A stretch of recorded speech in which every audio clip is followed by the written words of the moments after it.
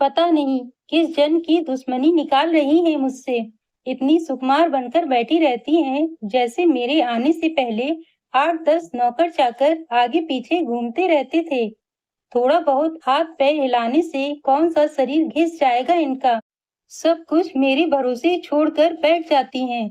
बाहर से थक कर आओ और फिर घर में आते ही रसोई में लग जाओ। कविता खींचते हुए अपना सारा गुस्सा रसोई में बर्तनों पर निकाल रही थी। ऐसा नहीं था कि उसकी सास राधा जी को बहू के बड़बड़ाने का पता नहीं था, लेकिन वो भी अनसुना करती थी। बहू की बड़बड़ाहट को एक कान से सुनकर दूसरे कान से निकाल रही थी। कविता एक पढ़ी लिखी लड़की थी। उसका सपना था कि वो अपने पैरों पर खड़ी होगी और कुछ कर दिखाए। उसने शादी से पहले नौकरी के लिए कई जगह अप्लाई भी किया था। इस बीच जब उसके लिए अजय का रिश्ता आया, तो उसने साफ-साफ कह दिया कि वो शादी इसी शर्त पर करेगी कि शादी के बाद उसे अच्छी नौकरी मिली तो कोई उसे नौकरी करने से नहीं रोकेगा। आखिर इतना पढ़ने लिखने के बाद वो घर पर नहीं बैठ सकती। अजय और उसके घरवालों को इस बात से कोई आपत्ति नहीं थी कि उनकी बहू नौकरी करेगी, इसलिए दोनों तरफ से खुशी-खुशी ये रिश्ता हो गया। शादी के कुछ दिनों बाद ही कविता का ज्वाइनिंग लेटर आ गया। जिस दिन कविता ने अपने ससुराल वालों से कहा था कि वो अब नौकरी करेगी, तो उसकी सास राधा जी ने सारे परिवार के सामने कह दिया था, बहू नौकरी करे, इससे मुझे कोई आपत्ति नहीं है। मैं ये भी नहीं कहूँगी कि वो पहले सारे घर का काम करे फिर नौकरी पर जाए, लेकिन मैं भी अब पहले की तरह पूरा घर नहीं संभाल सकती। मुझे सब कुछ मंजूर है, लेकिन मुझसे ये उम्मीद मत करना कि मैं बहू को रोटियां बनाकर खिलाऊंगी। मुझे पता है कि अगर मैं एक बार इस भंवर में फंस गई, तो जिंदगी भर नहीं निकल पाऊंगी। उस समय सबको राधा जी की बातें सुनकर आश्चर्य हुआ। उनके पति ने तो ये भी कहा कि मुझे नहीं पता था कि मेरी सीधी सरल पत्नी भी सास बनते ही अपना रूप बदल लेगी। लेकिन इन सब बातों का राधा जी पर कोई असर नहीं हुआ। वो तो अपनी जिद पर अड़ी थी। खैर, कविता को तो नौकरी करनी ही थी, क्योंकि घर के थोड़े से काम के लिए वो इतनी अच्छी नौकरी तो नहीं छोड़ सकती थी। वहीं उसके पति और ससुर जी ने भी नौकरी की इजाजत दे दी थी, तो वो कहाँ फिर रुकने वाली थी।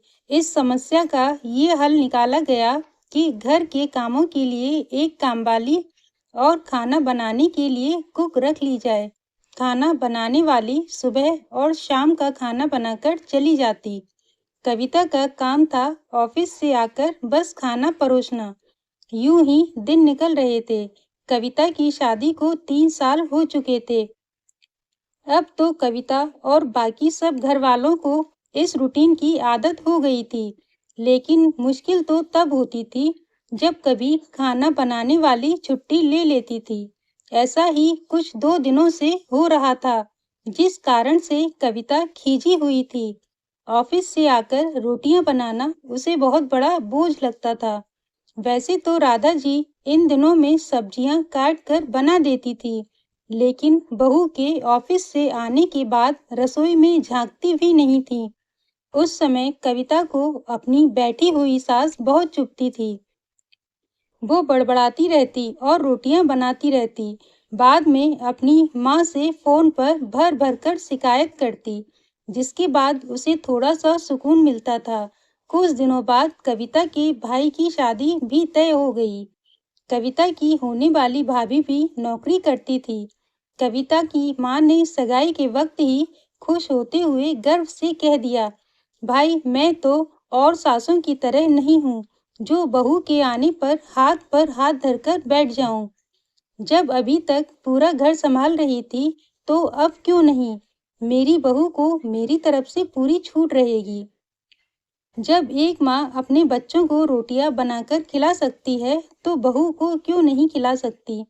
बहू, तुम निश्चिंत होकर नौकरी करना, रसोई मैं संभाल लूंगी। कविता की माँ के इतने अच्छे विचार सुनकर उसकी होने वाली भाभी का पूरा परिवार और खुद कविता भी भावुक हो गई। वाह माँ, आप कितने बड़े दिल की हैं। काश मेरी सास भी आपकी तरह होती। लेकिन मेरी किस्मत में ये सुख कहाँ। मेरी सास को तो बस हुक्म चलाना आता है। मुझे गर्व है कि मेरी माँ इतने खुले विचारों की हैं। अपना गुस्सा निकालते हुए कविता बोली। कुछ दिनों में ही कविता की भाई की शादी हो गई और कुछ दिनों बाद ही कविता की भाभी ने अपनी नौकरी ज्वाइन कर ली। कविता की माँ भी अपनी बहू को हथेलियों पर रखती थी। सुबह उसका नाश्ता, टिफिन, फिर रात का खाना भी तैयार रखती थी। अपने हाथों से परोसकर सबको खाना खिलाती थी। उनकी बहू भी मम्मी जी करती हुई अपनी पसंद नापसंद बताती रहती थी, जिसे कविता की माँ बड़े चाव से पूरा करने में लगी रहती थी। खुशी खुशी दिन बीत रहे थे, लेकिन ये प्रक्रिया धीरे धीरे अब उदासीनता में बदल रही थी। कविता की भाभी को अब कुछ भी न करने की आदत पड़ गई थी। एक दिन जब कविता फोन पर अपनी माँ से बात कर रही थी, तो उसकी माँ बस रो पड़ी। बेटा, मैं इतना करती हूँ तेरी भाभी के लिए, फिर भी उसे मेरी कद्र नहीं। अरे, मेरी दी हुई छूट अब मुझ पर ही भारी पड़ने लगी है। क्या हुआ माँ? आप ऐसे क्यों बोल रही हैं? आप तो भाभी का मुझसे भी ज्यादा ध्यान रखती हैं। क्या भाभी ने आपसे कुछ कहा है? कविता बेचैन होते हुए पूछने लगी। कुछ क्या बेटा, अब तो सब कुछ वो मुझे ही कहती है। ऑफिस से आने के बाद एक गिलास पानी के लिए भी मुझे आवाज देती है। नाश्ते में थोड़ी देर हो जाए तो मदद करने की बजाय गुस्सा होकर यूं ही बिना खाए चली जाती है। आखिर मेरा भी तो कुछ आत्मसम्मान है या नहीं? मैं तो उसके लिए बस काम वाली बनकर रह गई हूँ। माँ, ये तो बहुत गलत बात है। आप भाई से साफ साफ क्यों नहीं कह देती कि अपनी बीबी की लगाम खींच कर रखे। आप माँ हैं, कोई नौकरानी नहीं। भाभी नौकरी करती हैं, इसका मतलब ये नहीं कि आप पर हुक्म चलाएगी। गरजते हुए कविता बोली। किस मुंह से कहूँ बेटा? पहले तो खुद मैंने ही आगे बढ़कर कुल्हाड़ी पर अपना पैर दे मारा, फिर शिकायत किससे करूं? तेरे पापा ने तो कहा भी था कि बहू को ज्यादा छूट दोगी तो बाद में पछताओगी। लेकिन मैं ही बढ़ाई की भूखी थी जो अपनी बहू को सर पर चढ़ा लिया। एक बात कहूँ बेटा, तू चाहे अपनी सास को कुछ भी कहे, लेकिन समधन जी का ये फैसला सही था कि वो बहू को रोटियां बनाकर नहीं खिलाएंगी। एक बार वो सबकी नजरों में बुरी अक्खड़ सास तो बन गई, लेकिन आगे के लिए कम से कम अपना आत्मसम्मान तो बचा लिया। अब ना तो तू उन्हें कोई ताना दे सकती है और ना ही कोई रिश्तेदार। काश मैंने भी शुरू से ही ये घर गृहस्थी की पूरी जिम्मेदारी अपने सिर पर लेने से इनकार कर दिया होता, तो आज मेरा ये हाल न होता। माँ की बातें सुनकर कविता चुप हो गई। भारी मन से उसने फोन रख दिया। बाहर हॉल में आकर देखा तो सास ससुर आराम से बैठकर बातें कर रहे थे।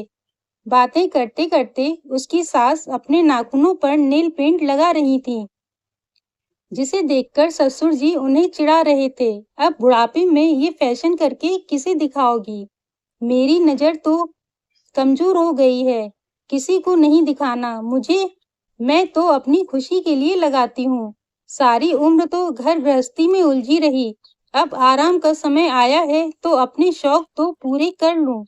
पता नहीं कब भगवान के घर से बुलावा आ जाए। कविता की सास मुस्कुराते हुए बोली।